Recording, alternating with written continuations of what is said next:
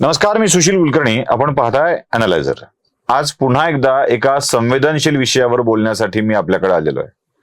काय देशामध्ये, राज्यामध्ये वेगवेगळ्या ठिकाणी वेगवेगळी उपोषणं चालू असतात आणि संवेदनशील राज्य सरकार एका ह्याच्या भावनेतून, संवेदनाच्या भावनेतून, सहवेदनेच्या भावनेतून त्या उपोषणकर्त्यांकडे जात असतं आणि त्यांच्या मागण्या समजून घेऊन त्या मागण्यांवरती कारवाई करत असतं.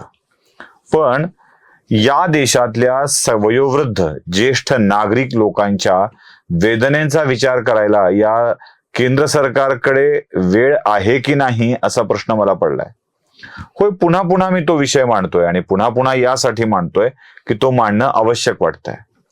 महाराष्ट्रातल्या बुलढाणा जिल्ह्यामध्ये मागच्या 5 वर्षापासून, होय तुम्ही ठीक ऐकलंय, मागच्या 5 वर्षापासून काही वयोवृद्ध व्यक्ती, ज्येष्ठ नागरिक सातत्यानं साखळी उपोषण करतायत. रोज तिथे माणसं असतात. 5 वर्ष झाली सारखं ते साखळी उपोषण चालू आहे. पण ना त्यांच्या मागण्यांकडे कोणी लक्ष देत आहे, ना त्यांचं उपोषण सोडायला कोणी जात आहे.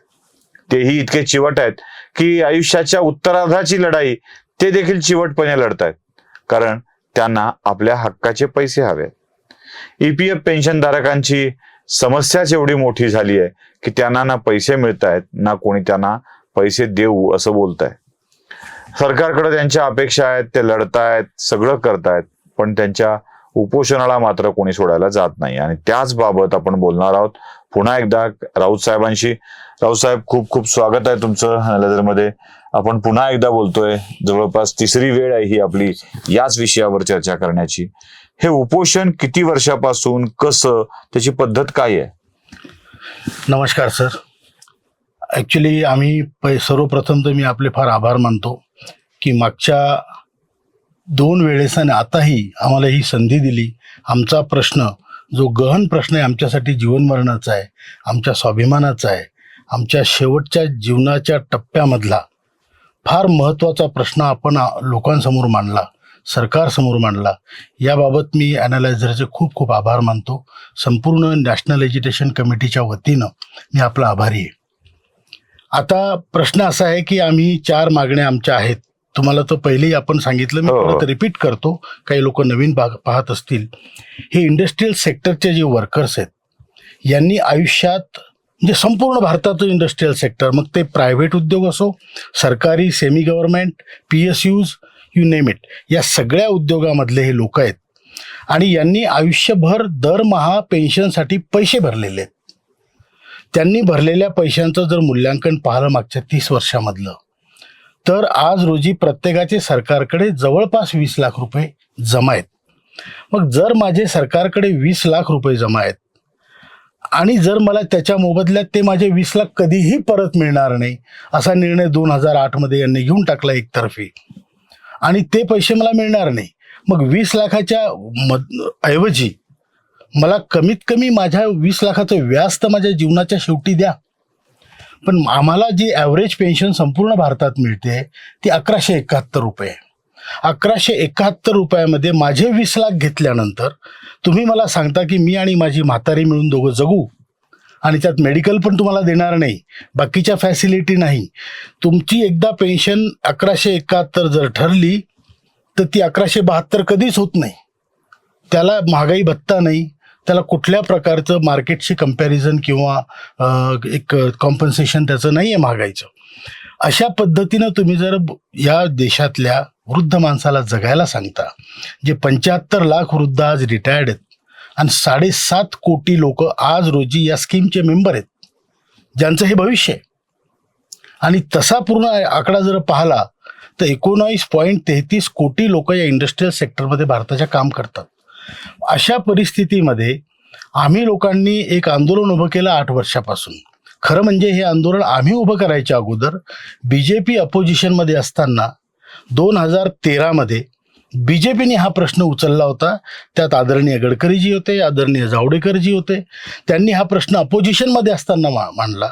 2014च्या मार्चमध्ये जावडेकर साहेबांनी भरसभेत हे सांगितलं की आमचं सरकार आल्यानंतर 90 दिवसात तुमचा प्रश्न आम्ही सोडवू. 900 झाली आता 900 दिवस झाले, आणि 900 काय, 9 वर्ष झाले. 9-10 वर्ष झाले. तर एकीकडे तुम्ही 9 वर्षाच्या जे काही चांगल्या गोष्टी झाल्या त्यात आम्ही आनंदीच आहोत भारताचे नागरिक म्हणून. पण मला एक सांगा की 9 वर्षाचा तुम्ही उत्सव मानता, आता या 75 लाख लोक आणि 7.5 कोटी लोकांनी या उत्सवात कसं सामील व्हायचं उपाशीपोटी, हा प्रश्न आहे. आणि जर आज रोजी माझी मुलं मला वागवत नाही, मला माझ्या स्वाभिमानाने जगू द्या ना. मला आम्ही काय मागतो, 7,500 महागाई भत्ता, मेडिकल फॅसिलिटीज. तुम्ही एरवी तर सगळं लुटवताय, लॅपटॉप स्कीम, बहिणा स्कीम, सायकली, स्कूट्या. मग आमचे पैसे असून आम्हाला काय देत नाही हो तुम्ही, हा प्रश्न आहे. यासाठी आम्ही दिल्लीला म्हणजे बऱ्याच दिवसापासून आंदोलन करतो. पण 2018 डिसेंबरमध्ये साहेब, लोकांनी अक्षरशः पेट्रोलच्या बाटल्या सोबत नेऊन आत्मदहनाचा प्रयत्न केला.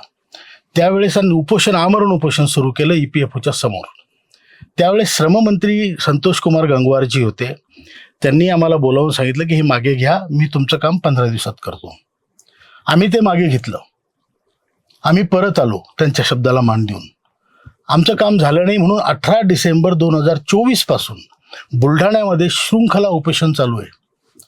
आणि त्यामध्ये रोज 50, 100, 200 लोक भाग घेतात. देशातूनही इतर राज्यातून लोक येतात, भाग घेतात, जातात. रात्रंदिवस चालू आहे. असं नाही की रात्री तिथे कोणी नसतं, रात्री पण लोक असतात, दिवसा पण असतात. म्हाताऱ्या हे बसतात. आणि तुम्हाला सांगतो साहेब, म्हणजे इतकी दयनीय स्थिती आहे, इतकी असंवेदनशीलता आहे ब्युरोक्रेसीमध्ये म्हणा, सरकारमध्ये म्हणा, प्रशासनामध्ये म्हणा, की एकाही चांगल्या नेत्याने तिथे येऊन अजून ढुंकून पाहिलं नाही, का एकाही ब्युरोक्रॅटनी ढुंकून पाहिलं नाही. रोज निवेदन दिलं जातं जिल्हा कलेक्टरच्या माध्यमातून मोदीजींना, पंतप्रधानांना, श्रममंत्र्यांना. रोज मागचे असंख्य दिवस हा क्रम चालू आहे. आणि आज तिथे पाऊस असो, ऊन असो, वारा असो, काही असलं तरी त्या तंबूत लोक असतात. तुमचं रोजचं रजिस्टर आहे, रोज कधी 50 सह्या, कधी 100 सह्या, कधी 200 सह्या. त्याच्या पत्राचं उत्तर तरी कधी आलंय? कधीच नाही. मी मागे एकदा बोललो होतो आपल्याशी आणि आजही मी ते रिइटरेट करतो, परत सांगतो की या देशातली ब्युरोक्रेसी, त्यांनी सायक्लोस्टाईल केलेले पत्र ते सगळ्यांना देतात 10 वर्षापूर्वीचे, की तुमचं काम होत नाही, तुम्हाला इतकी पेन्शन आहे, तुमचा नियम असा आहे. कसला नियम हो? तुम्ही एकतर्फे आमची रिटर्न ऑफ कॅपिटलचा नियम होता, तो आमचा बंद करून टाकला एकतर्फे. आणि आता आम्हाला 1171 रुपये देऊन सांगता तुम्ही जगा. हा कुठला न्याय आहे? आमचा पैसा असून काही भीक नाही मागत ना. तुम्हाला हे म्हणतोय का आम्ही की आम्हाला फुकट द्या, अमुक द्या, आम्हाला हे द्या, स्कूटी द्या, का लॅपटॉप द्या. आम्ही म्हणतोय आमच्या पैशाचा हिशोब द्या. आणि तो जर तुम्ही देऊ शकत नाही, इतक्या 5 वर्षापासून तुम्हाला जर ही फुरसत नाही की त्या म्हाताऱ्यांचं काय होत असेल, तिथे किती लोक त्या मंडपात उपोषण करताना मेले, याचा तुम्हाला हिशोब नाही. आणि मग तुम्ही काय कशाचा उत्सव मनवता हो? हा विषय आहे. आता तुम्हाला मागेही आपण बोललेलो या विषयावर की आदरणीय मोदीजींनी आम्हाला 2 वेळ बोलावलं, आमच्याशी चर्चा केली, मी काम करतो म्हणून सांगितलं. पण आता 3 वर्ष झाले तेही होत नाहीये. आणि आज इतकी उदासीनता कशी काय हो? आम्ही या देशाचे घटक नाही का, नागरिक नाही का आम्ही याचे? हा देश बनवला या लोकांनी, आपल्या बापांनी. ते कामगार आहेत. कंप्लीट भारताची प्रोसेसिंग जितकी होत असेल, मॅन्युफॅक्चरिंग अँड प्रोसेसिंग, हे लोक करतायत. सेवा सेक्टरचे लोक आहेत, कोऑपरेटिव्ह सेक्टरचे लोक आहेत. आणि ह्या लोकांनी एवढा मोठा देशाचा उन्नती केली आणि त्यांना तुम्ही गटारात लोटता. आणि कोणाला देता? ज्यांना देता त्यांचं काय क्वालिफिकेशन आहे हो या बाबतीत घेण्याच्या? पण ज्यांनी स्वतःचे पैसे जमा केले त्या पैशाचा हिशोब देणार नाही तुम्ही. मग ही काय सरकार म्हणावं की मुंगलाई म्हणावी? हा प्रश्न खरं तर खूप मोठा आहे. कारण 5 वर्ष झाली रोज एक निवेदन देशाच्या पंतप्रधानांना जातं जिल्हाधिकाऱ्यांच्या मार्फत, आणि त्याचं एकदाही उत्तर जिल्हाधिकारी काय कुठल्याही केंद्रीय यंत्रणेला द्यावं वाटत नाही. म्हणजे अगदी जावडेकरांनी शब्द दिला होता म्हणे, गडकरींनी शब्द दिला होता म्हणे, मोदींनी शब्द दिला होता म्हणे, तरीही त्या शब्दाचं पालन अजूनपर्यंत तरी झाल्याचं आपल्याला आठवत नाहीये, यांनाही दिसत नाहीये. या सगळ्या म्हाताऱ्या लोकांची कैफियत ऐकणार नसतील सरकार, तर मग त्याला सरकार म्हणायचं का, हाच मोठा प्रश्न आहे. राजकारणातून 75व्या वर्षी निवृत्त करा असं म्हटलं जातं, पण आयुष्यातूनही त्याच वर्षात संपवावं काय, निवृत्ती घ्यावी की काय, हाही प्रश्न उरतोच की. आता सरकार ऐकणार नसेल तर पुढचं धोरण काय आहे? आता एक तर पूर्ण भारतभर या बाबतीत जागृती झाली. मान्य आहे आम्हाला, आम्ही गरीब लोक आहे, आमच्याकडे शारीरिक आमची अवस्था चांगली नाही आहे, आमच्याकडे आर्थिक अवस्था चांगली नाही आहे. पण आम्ही ही लढाई आम्ही लढणार आहे, मरेपर्यंत सोडणार नाही. तर आता 27 राज्यात ही संघटना खूप मोठ्या प्रमाणात वाढलेली आहे. आता आम्ही या येत्या 7 डिसेंबरला दिल्लीला रामलीला ग्राउंडवर लाखोच्या संख्येत जमण्याचा आमचा प्रयत्न आहे. आमच्या लोकांकडे पैसे नसतील, ते जसं जमेल तसे येतील विचारे, त्यांचा स्वतःचा खर्च तेच करतील, कारण आम्ही पैसे कुठून आणणार? आम्ही काही एसट्या पाठवून आणि बसेस पाठवून जमा करणारे लोक नाही आहे जे राजकारणी लोक करतात. आम्ही तिथे जमू 7 डिसेंबरला रामलीला ग्राउंडवर सकाळी 11 वाजता, आणि इतके सगळे लोक संसदेवर मार्च करणार आहेत, कूच करणार आहेत, आणि पुढे जे होईल ते पाहून घेऊ. त्याच्यानंतर 8 तारखेपासून अडवलं जाऊ शकतं, आम्ही अटक होऊ शकते, आम्ही मरू शकतो, याची कल्पना आहे आम्हाला. पण आम्ही ठरवलं आहे की सडत जगल्यापेक्षा लढत मेलेलं बरं, हे आम्ही ठरवलेलं आहे.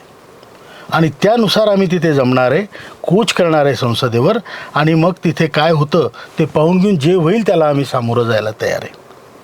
यात तुम्हाला काही सकारात्मक दिसतच नाही आहे सरकारच्याकडून? आतापर्यंत तरी तसं काही दिसलं नाही. आम्ही अपेक्षित आहोत. मला एक म्हणायचं आहे की पंतप्रधानांनी आम्हाला वचन दिल्यामुळे आम्ही आशान्वित आहे, आजही आशान्वित आहे, की एवढ्या मोठ्या माणसाला आम्हाला बोलावून खोटं सांगण्याचा काय अर्थ होता? हो. तर त्यामुळं ते होईलच हे आम्हाला आश्वासन ते दिलेलं आहे मोदीजींनी, आदरणीय पंतप्रधानांनी. त्याच्याबद्दल आम्ही आश्वासित आहोत, आशान्वित आहोत. पण मागच्या पार्लमेंट सेशनमध्ये रामेश्वर तेली जे लेबर मिनिस्टर आहेत, राज्यमंत्री आहेत, त्यांनी पार्लमेंटमध्ये उत्तर देताना सरळ सांगितलं की 3,000 काय कोणताच प्रस्ताव पेन्शन वाढवण्याचा आमच्याकडे नाही आहे. मग ज्या सरकारचे पंतप्रधान आम्हाला म्हणतात की तुम्हाला मी देणार आहे, ज्या सरकारनी 10 वर्षापूर्वी त्या इतका रिस्पॉन्सिबल पक्षाने सांगितलेलं आहे की मी तुमचं काम करतो, आणि त्याच सरकारचा आणि त्याच पक्षाचा मंत्री म्हणतो की आमच्याकडे असा प्रस्तावच नाही, मग लोकांमध्ये प्रचंड रोष तयार झालेला आहे. भयंकर रोष आहे लोकांमध्ये इतका रोष आहे की ते स्वतःचं काही करून घ्यायला तयार आहेत, इथपर्यंत रोष आहे. आणि हे सांगणं माझं काम आहे, कारण मी म्हणजे त्या संघटनेचा मी राष्ट्रीय अध्यक्ष आहे. मला माझ्यावर जबाबदारी आहे, आणि माझ्यावर ती रिस्पॉन्सिबिलिटी असल्यामुळे मी तुम्हाला सांगू इच्छितो की लोकांमध्ये प्रचंड रोष आहे. तो रोष कशा पद्धतीने निघेल ते आम्हाला माहीत नाही, पण मला तरी असं वाटतं की आता सरकारने दखल घेण्याची वेळ आलेली आहे, आणि त्यांनी दखल घ्यावी, संवेदनशीलता दाखवावी. आपल्या यूज अँड थ्रो अशी आमची स्थिती या वयात होऊ नये. त्यानंतर 7 डिसेंबरच्या नंतर 8 डिसेंबरपासून जंतर मंतरवर प्रत्येक राज्याचे उपोषण तिथे सुरू राहणार आहे, आणि ते साखळी उपोषण राहणार आहे, आणि ते अनेक दिवस चालेल. ती पुन्हा 5 वर्ष करायचं नशिबात येतं का तुमचं? हां, असं शक्यता आहे. शक्यता असू नये म्हणजे अशी शक्यता बोलून दाखवताय तुम्ही, ते मलाही कधी कधी असं वाटतं की आपण करावं काय? म्हणजे तुम्ही तोडफोड केल्यानेच कामं होतात का? तुम्ही काही गाड्या जाळूनच काम होतात का? आता तुम्ही बघता, आता हे बाकीचे आंदोलन चालू आहेत, गाड्या फोडल्या की लगेच सरकार धावत येतं, मंत्री धावत येतात, हा पाणी पाजतो, तो ज्यूस पाजतो. इथे म्हाताऱ्या लोक आहेत, तुम्हाला इतकी फुरसत नाही की त्याकडे बघावं तुम्ही. तुम्हाला काय हेच पाहिजे का? ब्लॅकमेलिंग पाहिजे का प्रत्येक वेळेस?